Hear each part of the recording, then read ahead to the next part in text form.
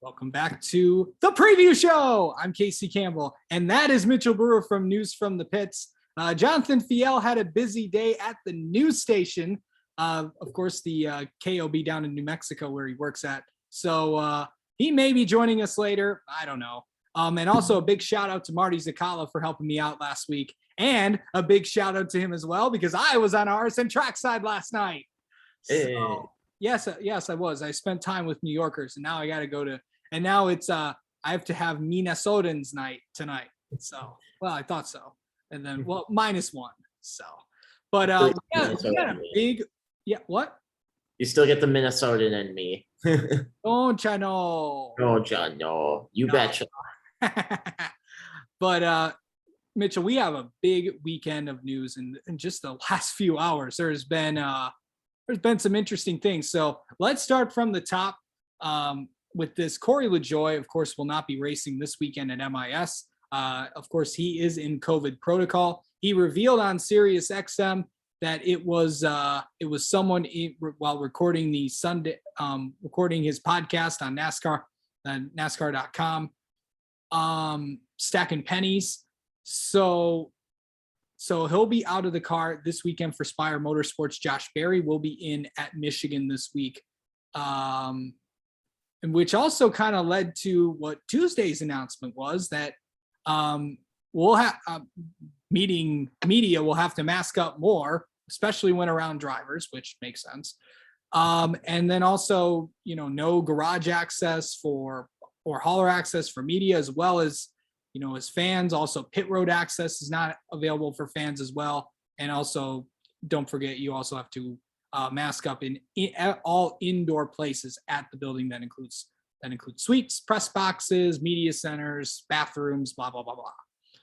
Let's, yeah. What do you think about all that? I mean, it's not that surprising. I feel like, especially with how close NASCAR is to the end of the season, I feel like they're going to do whatever it takes just to get through the rest of the season. They've done a fine, I would say even good job so far. But right now it's just, let's get through the playoffs and let's get into 2022 and get a little bit of an off-season break where hopefully things get better in the rest of the world and stuff like that. But yeah, I think NASCAR is just doing what NASCAR's got to do. And I don't fault them at all, just because, like, you got to keep the season going. You got to make sure everything can run smoothly so we don't have to worry about races in December. Yeah, IndyCar did the same thing, of course, wearing masks around drivers.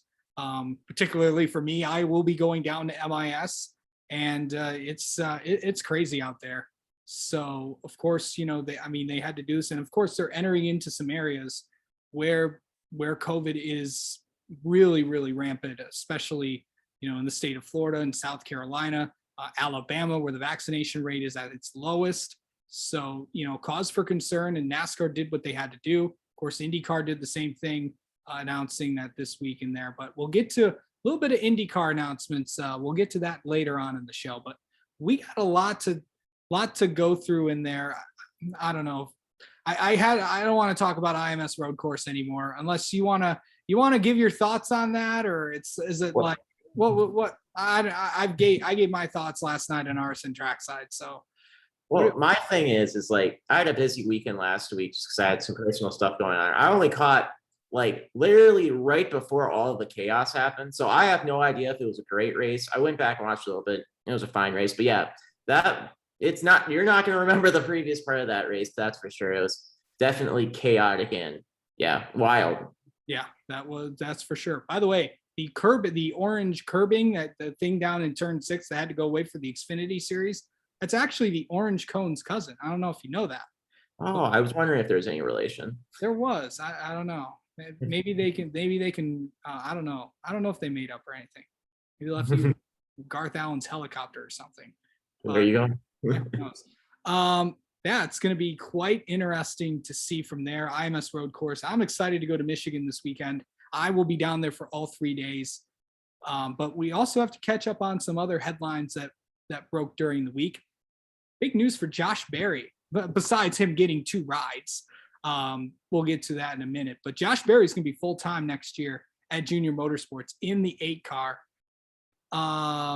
I think it's a move that everybody wanted, and everyone was pretty happy and pretty excited about it. Oh, absolutely. And I think with how much success Josh has had this season in Xfinity and just the fan support that he's gotten, I think this was a move that, like you said, everybody really kind of wanted to see. It's not that big of a surprise that Josh is getting that full-time ride. But now the question is what does that Junior Motorsports lineup look like for 2022 with the addition of Josh Berry? It sounds like Sam Mayer's coming back. Sam Mayer is, I did check with the Junior Motorsports representative. Sam Mayer, if you remember, around this time last year, signed a contract with Junior Motorsports to run half of this season and all of 2022. So he will be back, it looks like. And who knows what, Justin Allgaier, we assume he'll be back. Michael Annett, we assume he'll be back. And also, there's a good chance that Noah Gragson comes back too. So there could be 5 cars. Remember, there's not a limit to how many cars you can run in the Xfinity Series. Like the Truck Series, we've seen GMS run 5 trucks. ThorSport runs 5 trucks from time to time. Heck, I think DGR ran 5 trucks one time. So I think that's a good thing for the series, is especially for Xfinity, where you don't know what's the future of like the 22 team. I think it's good to have as many competitive teams as you possibly can in that series. And if Junior Motorsports can have 5 cars, whether it's with their current lineup or somebody else comes in, I think that's awesome for them. And it'll be definitely something that I'm keeping my eye on as we continue on throughout the silly season. Also, some Truck Series news this week. Nice Motorsports announced that Carson Hocevar will be back with the team next year. They really didn't give a car number out, but really that doesn't matter. But he'll be back full time this year. Of course, the Grand Rapids native, or the Portage, Michigan native, I should say. He'll be back in the fold at Nice, and he really turned that team around, because Nice Motorsports had a disastrous 2020. And as my boss always tells me, I tend to forget about that year. But he's been the bright spot of Nice Motorsports. He hasn't won yet, but he definitely got them back into the playoffs. Yeah, absolutely. I think everybody kind of slept on Carson coming into the season. This year, he's been a guy that has been pretty competitive, especially for Nice Motorsports cars, where we've only seen like Ross Chastain come close to winning with them. But all of a sudden, here comes this rookie coming in. He's showing that he can get the job done. And I'm very impressed with Carson. He definitely has earned another year in that ride, in my opinion. Okay. So, yeah, going back from that, of course, I mentioned Josh Berry a little bit earlier. He'll be actually in Michael Annett's ride in the number 1 car this weekend. Of course, Michael Annett's still recovering from surgery as well. Hopefully Michael Annett gets back going again, but that also affects, the playoffs. There's only a few races left in that playoffs as well. They got Daytona, Darlington, Richmond, and with the playoffs cutting off at Bristol, it's definitely going to be one to watch as we enter into the Xfinity Series playoffs, and big momentum for Riley Herbst, because he's running well at the right time. Absolutely. And I think it's the best. Well, I don't want to say it's the best news for Riley Herbst, because I'm sure he doesn't hope that Michael Annett's hurt or anything like that. But he's in the playoffs now, and unless there's an unexpected winner, I think he's probably going to be in it, because I don't know what Michael Annett's status is. It would kind of surprise me if he came back for Daytona with all the injury that he's been dealing with. And you got to remember, Riley Herbst looked pretty good at Daytona working with Austin Cindric. I think, unless if everything goes wrong, which you never know, I think he's in pretty good shape to make the playoffs. And what a twist after it looked like he probably wasn't going to make the playoffs, even with Annett missing Watkins Glen. But now looks like he's probably going to be in. Well, you never know what can happen in this sport, because this is what NASCAR is, and everything like that, because it's the predictable of unpredictability. So there we go. I know we don't talk much about ARCA this week, but me broke some stories this week about a couple of the things. I got a chance to talk to several ARCA Menard Series drivers this week. I'm going to run these down. Nick Sanchez not running the 2 dirt races this week, this season. Of course, he'll opt for the Phoenix ARCA West race. Landon Lewis will be in the car this weekend at Springfield. The car will be crew chief by the Brett Jones team, of course, with the 2 for the ARCA owner points. Also, Thad Moffitt will not be at Springfield as well. He will be at Michigan on Friday. I know I talked to Thad. He's got 4 races that that are not sold yet. So in those races, unless he can get them sold, there will be somebody else in that car. This week, it's going to be Taylor Gray in the 46. Of course, the 2 and the 46 are running for the ARCA Menard Series Owners Championship, along with the 15 and the 25 that has a multitude of drivers throughout the year. Also, Connor Mozak will be in the 02 this weekend at Young's Motorsports this weekend for the ARCA Series at Michigan for Young's Motorsports. So, of course, I've known Connor for a long time as well. So we got, and of course, let's there may be some races going on at Michigan, but we got some races at Gateway, or WWT Raceway as it's called. I'm still calling it Gateway. But we got the Truck Series playoffs starting this week. The 10 drivers got to talk with the media this week in a very interesting media session. But going through that, it's quite interesting. Everyone's, I think's got a shot. I'm not handing this championship to John Hunter just yet. You never know what could happen in these playoffs. I don't think anybody expected Sheldon Creed to win it last year, but he did. Oh, 100%. And I think especially in the first round, I think John Hunter Nemechek has a lot to race for, even with the amount of bonus points that he goes into the playoffs with, just because of how uncertain that next round of the playoffs is, with Talladega being the biggest of wild cards. John Hunter Nemechek, he probably can afford a bad race, but I mean, he's still got a lot to race for. And I think that's going to be a guy that's not going to just let up, and he's going to try to get as many bonus points in. You got Austin Hill, who's coming in with back-to-back wins. It's a very competitive field. And like you said, I think it's pretty much anybody's game at this point. You still think the Toyotas are the favorites though? It's hard to bet against John Hunter Nemechek. That is for sure. I'm intrigued to see what Chandler Smith does.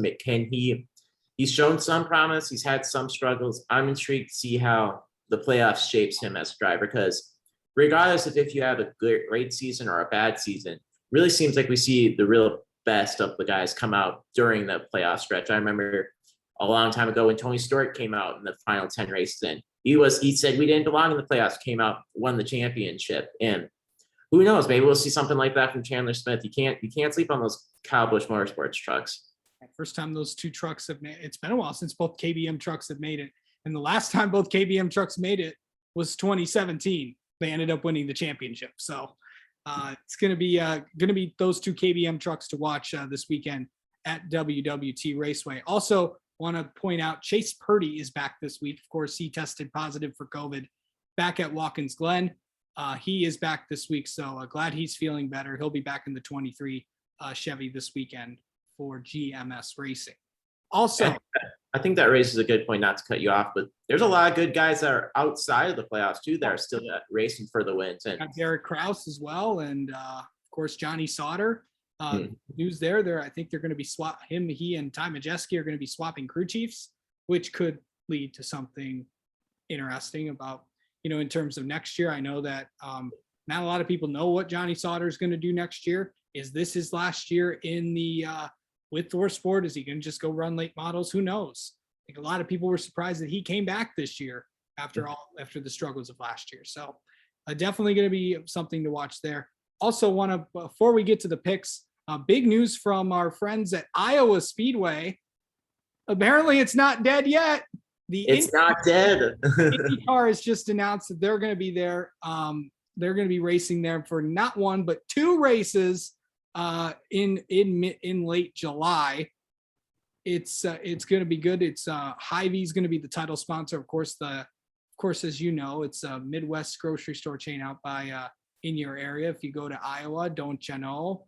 Oh yeah, we got 4 Hy-Vees in my town right now, so I know plenty about Hy-Vee. Of course, and that was a stem in there, and of course and it was the governor of all people, Governor Kim Reynolds of Iowa was the spearhead behind all this. So obviously it knows that racing is going to stay at Iowa Speedway. With the governor's support, I know you were at the ARCA race out in Iowa. What's that going to be like? Because what was was the crowd? What was it like to see, racing over there? And how are we going to get a big crowd over there?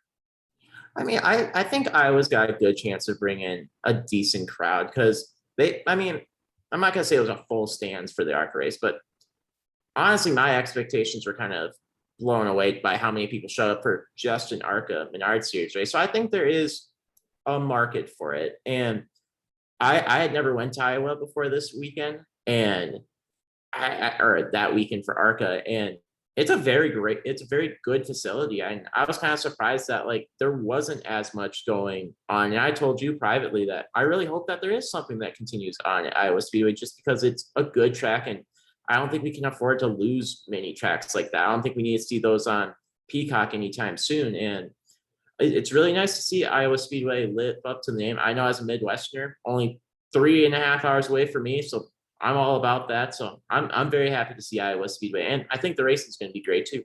And of course, Roger Penske confirmed at least one of those races is going to be on NBC. So it's going to be, prime time national TV racing. Of course, big momentum that IndyCar is on right now with all that. Of course, they'll be in Gateway with the truck series. They'll be on Saturday night. Of course, the truck race on Friday night.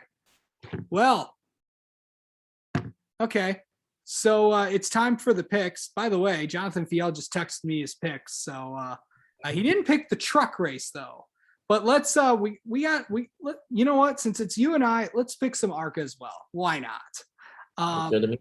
Let's go. Let's start off with ARCA, Michigan. Of course, the Henry Ford Health Systems 200. I will be there. Got some big competitors in that race. What you got? I mean, I think it's your rule of thumb to not pick Ty Gibbs. So I'm going to go with Ty Gibbs for the ARCA race. Plus, it's been a minute since we've seen him in ARCA Menard Series victory lane. So I'm going to go with Ty Gibbs for this one.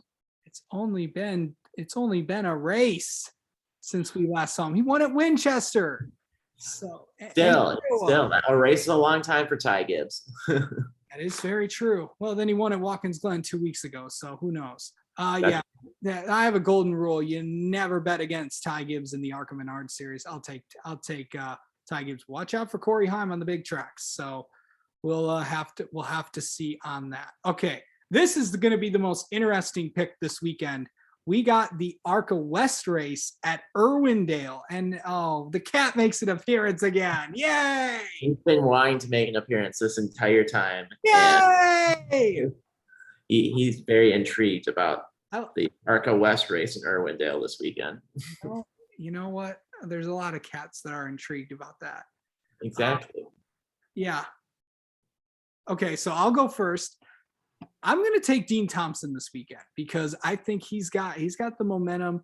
It's hard to pick against Jesse Love in the ARCA West series. Yeah, I got the 51. I know you don't like us picking the same driver, but I really like Dean Thompson this weekend too. And I mean, he's out for redemption, I think, after how good he was in the first race there. I think he's going to be the guy to beat this weekend too. Yep.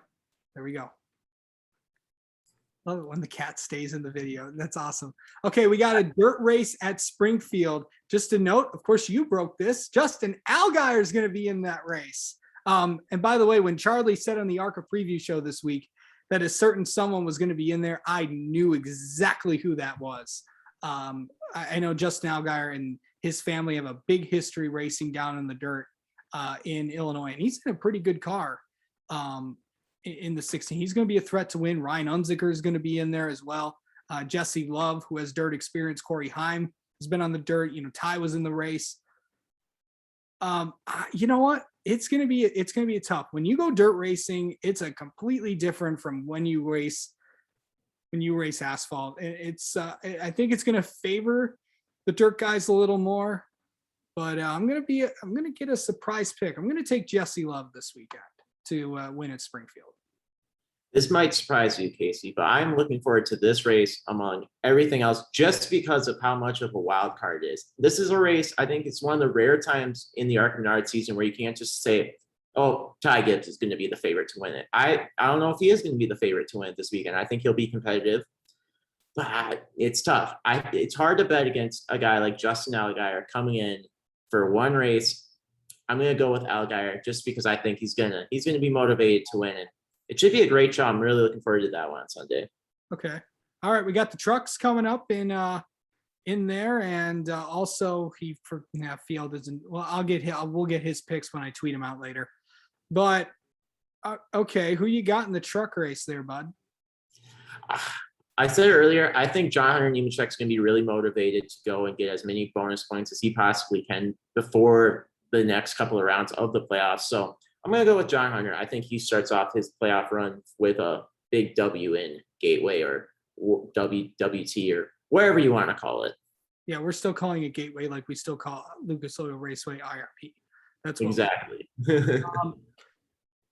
I'm going to take John Hunter Nemechek as well. It's so hard to pick against the 4, and this is the time where he needs to really go out and get it done. But remember, the 16 has been the team to beat there. But remember, it was Sheldon Creed who won there last year after there. It could have been Sam Mayer that won there last year with that, but who knows what could happen for real at that truck race. Of course, that's going to be on Friday night.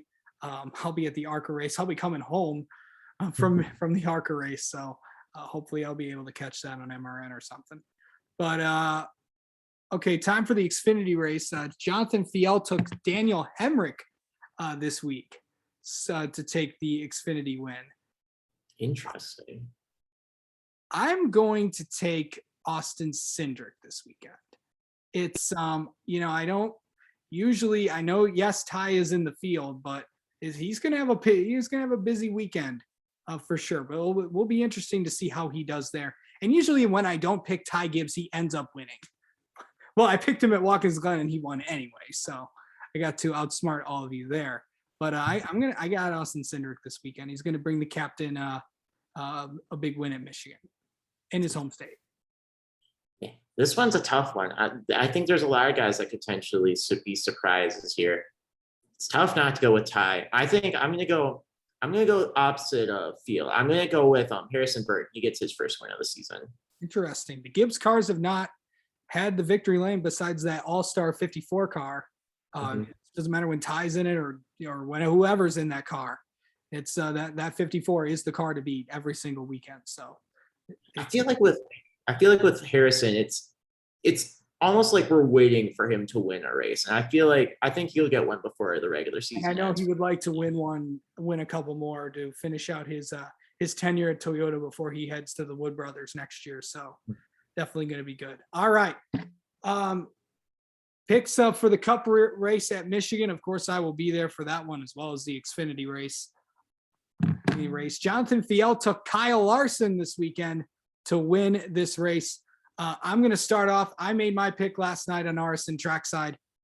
I got Kevin Harvick winning the race. He's won the last 3 times. Ford has won at Michigan since every race since 2018. It's been since 2017 that a Chevy won, and it's been since 2015 that a Toyota won. So I gotta go with Harvick. I think Stewart-Haas Racing has picked up their performance the last few weeks. This is where Kevin Harvick needs to get that win, or he's going to be in big trouble heading into Daytona if he doesn't. Yeah, I think you make a really good point. I think Harvick is going to be a factor this weekend. I think those Penske cars are starting to get a little bit better too and catching up with Hendrick Motorsports. I think those Ford guys are going to be tough to beat this week, and it's for that reason that I'm going to go with Kyle Larson to win this race. Okay, all right. Go ahead, no man. You guys switch it up on you. I don't know. It's just tough to bet. He's like the Ty Gibbs of the Cup Series right now. Against Kyle Larson right now. Whenever he's just out there winning everything. They're trying to get him to run the Indy 500. So we'll have to. Who knows? He could even win that race too. He's just been everything he touches, he wins, and it's hard to bet against the guy. It's kind of like the Skittles guy. Everything he touches and turns into Skittles. Exactly. That would be kind of weird though. It would be a little weird. That would be. Those commercials are really, really weird.